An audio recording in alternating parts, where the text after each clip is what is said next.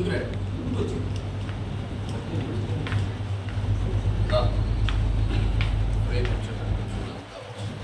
Back చూసుకో అందరు కట్టాలి.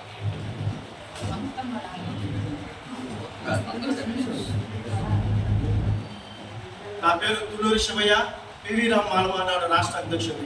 ఈరోజు మన ఒక చర్చి కానీ లేకపోతే హిందూ దేవాలయం కానీ ఒక ముస్లిం సంబంధించిన కానీ ఏదైనా సరే వాళ్ళ యొక్క ఆస్తులను కాపాడడం కోసం ఒక మంచి నిర్ణయం తీసుకున్న ఫస్ట్ మన విజయన్నయ్య గారికి ప్రత్యేకంగా అభినందనలు తెలియజేసుకున్నాను. ఈరోజు విషయం ఏంటంటే ఈరోజు ఒక అందరూ వచ్చిన ప్రతి ఒక్క సోదరులు కానీ అక్కలకు కానీ అన్నలు కానీ ప్రతి ఒక్కరికి జైభీములు తెలుపుకుంటున్నారు. ఈరోజు ఒక ప్రత్యేకంగా ఒక చట్టంగా కోసం ప్రత్యేకంగా ఒక యాక్ట్ లాగా ముందుకెళ్లాలని ఒక ముందు అడుగేయటం కూడా చాలా మంచిది, శుభపరిణామం. అందరూ క్రైస్తవులు కానీ హిందువులు కానీ ముస్లిమ్స్ కానీ ప్రతి ఒక్కరు కూడా కలిసి ఐక్యతగా ముందుకెళ్తుంటే ఎవరు కూడా మనకు అడ్డు రాదు. ఎగ్జాంపుల్ ఒక చిన్న ఉదాహరణ చెప్తాను, ఎక్కువ సాగదీయలేదు. మనకు తెలిసిందే, చిన్నప్పుడు ఒక చిన్న కథ ఉండేది.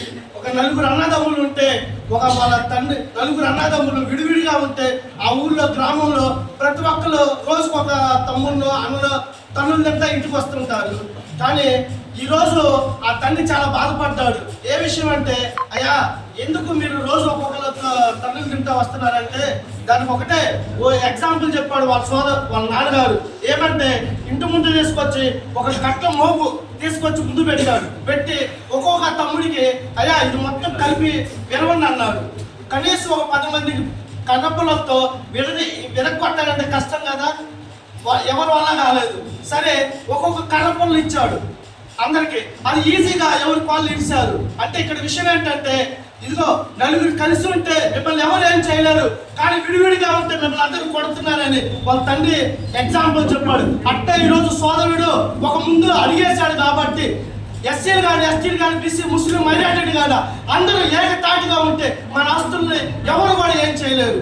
కాబట్టి ఈరోజు ఒక నిర్ణయం అనేది అందరూ కలిసిమెలిసిగా ఉండడం, ఎక్కడైనా సరే క్రైస్తవుల ఆస్తులు కానీ మన హిందువుల ఆస్తులు కానీ ముస్లింస్ ఆస్తులు కానీ అందరూ ఏకతాటిగా మనం ఈరోజు అందరూ వచ్చామంటే అందరూ కలిసి కట్టుకున్నామనే ఎగ్జాంపుల్ చెప్పడానికి మనం ఈరోజు ఐక్యవేదిక కలిసాం. కాబట్టి ఈరోజు రానున్న రోజుల్లో ఇంకా ఎక్కడైనా సరే రాష్ట్ర వ్యాప్తంగా క్రైస్తవ ఆస్తులు కానీ హిందువుల ఆస్తులు కానీ ముస్లింస్ ఆస్తులు కానీ అందరూ ఐక్యతగా ఉండి వాళ్ళ యొక్క సపోర్ట్గా ఉండి ఐకమత్యంగా ఉంటే ఏ ప్రభుత్వం అనేది దిగి వస్తుంది.